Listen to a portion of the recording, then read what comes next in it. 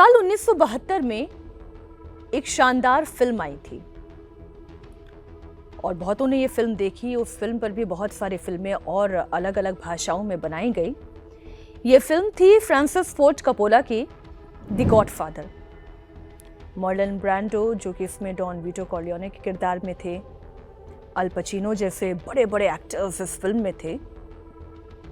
बड़ी शानदार फिल्म थी और अगर आपने ये फिल्म देखी है तो आप मेरी बात से जरूर रिलेट कर पाएंगे। इस फिल्म का एक बहुत शानदार सीन है और इसका एक बहुत शानदार डायलॉग है जिसमें मार्लन ब्रांडो जो कि डॉन वीटो के किरदार में है, वो ऐसे ही एक बड़े से सोफे पर बैठे हुए होते हैं और उनके सामने कोई प्रोटेक्शन के लिए आकर बैठता है और वो ये कहते हैं, I will make him an offer that he can't refuse.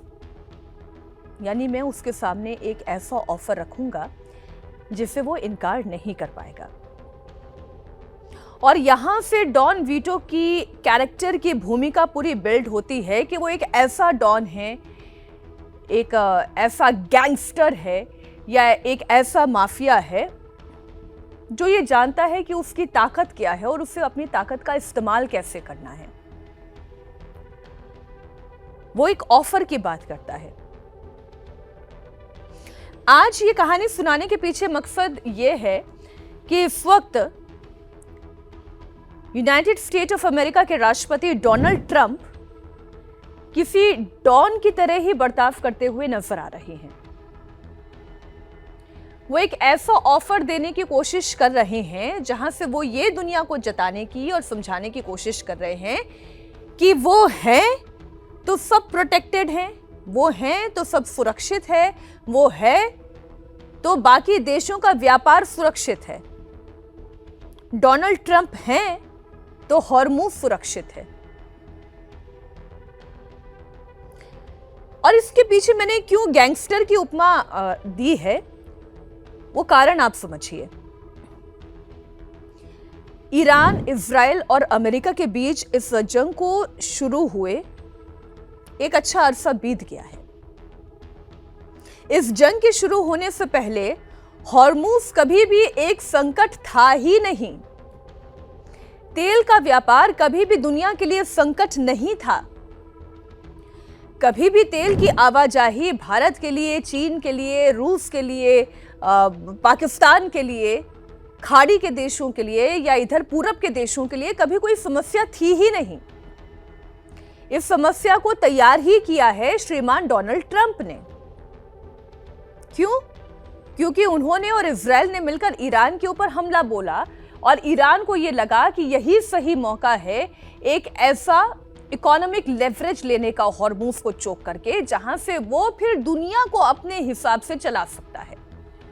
America को यह लगा कि ईरान को वो अपने घुटनों पर लाकर बैठा देगा, ठीक वैसे जैसे डॉन वीटो कॉर्लियोने ने बैठा दिया था, लेकिन ऐसा हुआ नहीं। ईरान आज भी आंखें तरेर रहा है, आज भी वो हॉर्मुज को चोक करके बैठा है और अब अमेरिकी राष्ट्रपति डोनाल्ड ट्रंप ये कह रहे हैं कि ईरान के साथ अब कोई मध्यस्थता नहीं है, कोई बातचीत नहीं है, कोई चर्चा नहीं है, सारे एमओयू खत्म हो चुके हैं, ये सीज फायर खत्म हो चुका है।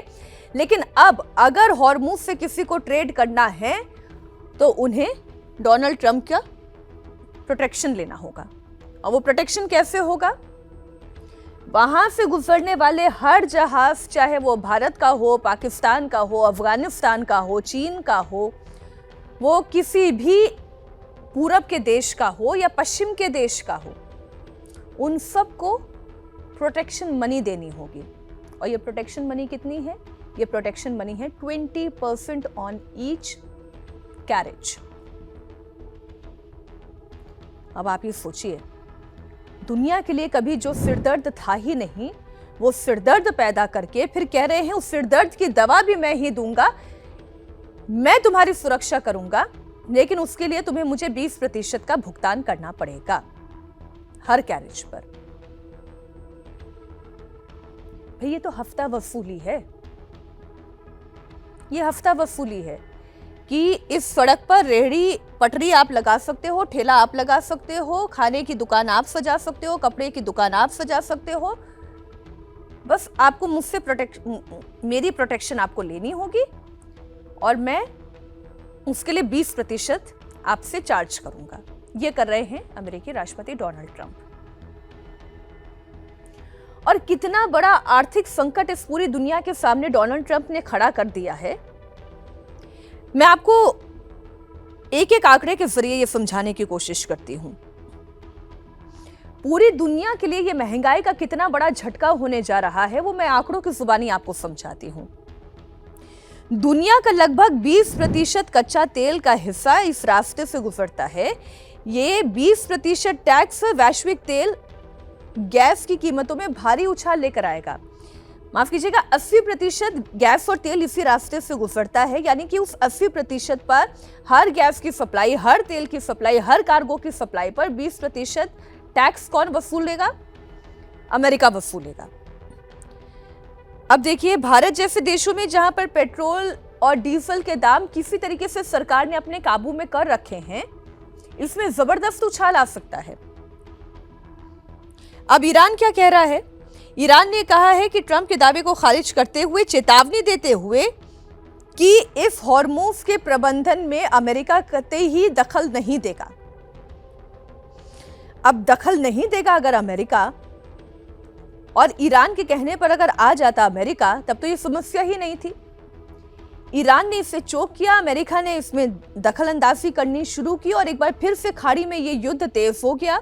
आज नहीं तो कल एक बार फिर से जितने भी तेल के स्टोरेजेस हैं, जितने तेल के कुएं हैं, उन सबको निशाना बनाया जाएगा। पिछली मर्तबा हमने देखा था कैसे खार्क द्वीप को निशाना बनाया गया था। एक बार फिर से ये संकट मंडराने लगा है। और अगर ऐसा होता है तो ऐसी परिस्थिति में मैं केवल भारतीय शेयर बाजार पर इस बयान का असर आपको बता देती हूं। भारतीय शेयर बाजार में मार्केट क्रैश हुआ। बाजार खुलने के साथ साथ सेंसेक्स 500 से ज्यादा अंकों से फिसलकर नीचे गिरा है। और वैश्विक बाजारों के साथ साथ भारतीय शेयर बाजार में इस वक्त डर का माहौल कितना है। गिफ्ट निफ्टी की अगर मैं बात करूं तो ट्रंप के इस बयान के तुरंत बाद सिंगापुर में गिफ्ट निफ्टी 200 अंक से ज्यादा टूटकर 24,050 के स्तर पर आ गया है। इतना ही नहीं, घरेलू बाजार में हाहाकार मचा हुआ है। अब जो विदेशी निवेशक हैं, यानी कि फॉरेन इनडायरेक्ट इन्वेस्टमेंट जो है, एफडीआई भी और एफआईआई भी, उस पे आप इसका असर देखें। भारतीय बाजार से तेजी से अपना पैसा निकालकर वो किसी सुरक्षित जगहों पर ट्रांसफर करने लग गए हैं। अमेरिकी डॉलर के मुकाबले भारत का रुपया रिकॉर्ड निचले स्तर पर आ रहा है। घरेलू ईंधन, जिसमें आप पेट्रोल डीजल के साथ एलपीजी की बात कर लें, इसके दामों में भारी उछाल देखने को मिल सकता है। भारत चूंकि आप जानते हैं कि अपनी जरूरत का जो कच्चा तेल है वह 80 से 85% कच्चा तेल इसी स्रोत से आयात करता है। तो अब वैश्विक बाजार में तेल की कीमतें अचानक से बढ़ी। उसका असर यह हुआ कि भारत में पेट्रोल और डीजल का दाम महंगा होने जा रहा है। 20% तक अगर ये टैक्स अमेरिका वसूल करता है तो जो कंपनी है, पेट्रोलियम कंपनियों, पहले उस पर भार बढ़ेगा तो फिर कॉर्पोरेट स्ट्रक्चर जो है उस पर भार पड़ेगा। शिपिंग कॉस्ट जो है वो बढ़ जाएगी, इंश्योरेंस कॉस्ट है वो बढ़ेगी, उसका प्रीमियम बढ़ेगा। भारत में पेट्रोल और डीजल की कीमतों में सीधे 5 से 7 रुपए तक का इजाफा अभी प्रत्यक्ष तौर पर दिखाई दे रहा है। और इसे काबू में करना फिर भारत की पेट्रोलियम कंपनियों और भारत की सरकार के हाथों की भी बस की बात नहीं रह जाएगी। और ये सब डोनाल्ड ट्रंप सिर्फ इसलिए कर रहे हैं क्योंकि वो अपनी हेकड़ी दिखाना चाहते हैं। डोनाल्ड ट्रंप नाटो मुल्कों के सामने इस वक्त ये जताने की कोशिश कर रहे हैं कि अमेरिका ने किसी भी कीमत पर सरेंडर नहीं किया है। दरअसल जो अमेरिका और ईरान के बीच में मेमोरेंडम ऑफ अंडरस्टैंडिंग तैयार हुई थी, उसमें बात ही ये कही गई थी कि ईरान के ऊपर से सैंक्शंस हटाए जाएंगे, वो निर्बाध रूप से अपना तेल बाकी मुल्कों को बेच सकता है, उसकी जितनी भी फ्री संपत्ति है उसे चरणबद्ध तरीके से मुक्त किया जाएगा, और जितना उसका न्यूक्लियर इनरिचमेंट है उसके ऊपर IAEA निगरानी करेगा। रही बात जो अमेरिका दावा कर रहा था कि अमेरिका वहां का पूरा IRGC का जो स्ट्रक्चर है उसको निस्तो नाबूद कर देगा, उनकी मिलिट्री लीडरशिप को ख़त्म करेगा, वहाँ पर डेमोक्रेसी आ जाएगी, वहाँ की कट्टरपंथी सोच जो है वो ख़त्म हो जाएगी। इनमें से एक काम नहीं हुआ। हॉर्मुज़ को पूरी तरीके से खोल दिया जाएगा, ईरान ने हॉर्मुज़ को भी नहीं खोला पूरी तरह से। तो जितने दावे अमेरिका की तरफ से कहे जा रहे थे कि ईरान को वो तबाह कर देंगे, वो तबाह नहीं कर पाए। उनकी इस्लामिक रिवॉल्यूशन या IRGC के तहत उनकी जो लीडरशिप खड़ी हुई है, अयातुल्लाह खामेनेई, जो अली खामेनेई के बाद उनके बेटे मुफ्तबा खामेनेई आए हैं, उन्हें भी वो न्यूट्रलाइज कर लेंगे, वो भी हुआ नहीं। तो लीडरशिप भी वही है, पॉलिटिकल लीडरशिप भी वही है।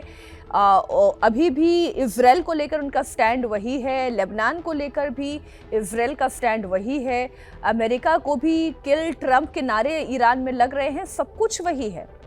ट्रंप जितना भी वहां पे परिवर्तन लाना चाहते थे, कुछ भी नहीं कर पा रहे हैं। तो ऐसे में दुनिया भर में उनकी थू-थू हो रही थी, नाटो कंट्रीज उनकी थू-थू कर रहा था। इटली की प्रधानमंत्री ने तो, जॉर्जिया मेलोनी ने तो साफ साफ शब्दों में कहा, ट्रंप को आईना दिखाने का काम किया। तो इसी से आप एक अंदाजा लगाएं, ट्रंप लगातार वेस्टर्न कंट्रीज के सामने छोटे दिखाई दे रहे थे, बैकफुट पर दिखाई दे रहे थे। और अब नवंबर में मिड टर्म इलेक्शन से पहले ट्रंप की गिरती हुई लोकप्रियता को बचाने का एकमात्र सहारा यही था कि ट्रंप एग्रेसिव दिखाई दे, ईरान के सामने लड़ते हुए दिखाई दे। और इसलिए एक बार फिर से आप देखें, चाहे ईरान हो या फिर मिडिल ईस्ट कंट्रीज हो, सब पर लगातार धुआंधार बम वर्षा हो रही है। अमेरिका ईरान पर मार रहा है, ईरान खाड़ी के मुल्कों को मार रहा है।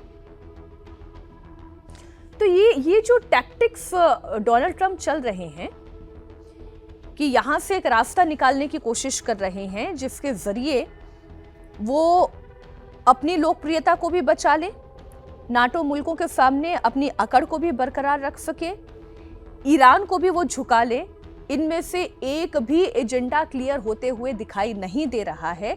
वो अलग बात है, क्योंकि दुनिया की महाशक्ति अमेरिका को कहा जाता है और यूनाइटेड स्टेट ऑफ अमेरिका के प्रेसिडेंट को सबसे शक्तिशाली मुल्क का सबसे शक्तिशाली व्यक्ति कहा जाता है। ऐसे में उनके हाथ में ये ताकत है कि आज की तारीख में अगर वो 20% प्रोटेक्शन मनी के तौर पर भी अगर कहें कि हॉर्मुज़ से गुजरने वाले हर जहाज पर वो वसूलेंगे, तो दुनिया को देना पड़ेगा। लेकिन ये अंतर्राष्ट्रीय कानूनों के खिलाफ है, ठीक वैसे ही जैसे ईरान का टोल वसूलना कानूनी रूप से गलत है, ठीक वैसे ही अमेरिका का भी ये प्रोटेक्शन मनी की डिमांड करना ये कानूनी रूप से गलत है। अंतर्राष्ट्रीय जो जल है वो हर देश के लिए, चाहे वो पूरब का हो या पश्चिम का हो, सबके लिए खुला होना चाहिए। लेकिन जब तक ये जंग खत्म नहीं होती, तब तक ये मार्ग अवरुद्ध रहेगा और डोनाल्ड ट्रंप इसी तरीके से अपनी झूठी शान बखारते रहेंगे। आज एजेंडा विद मीनाक्षी में इतना ही। बहुत बहुत शुक्रिया, धन्यवाद।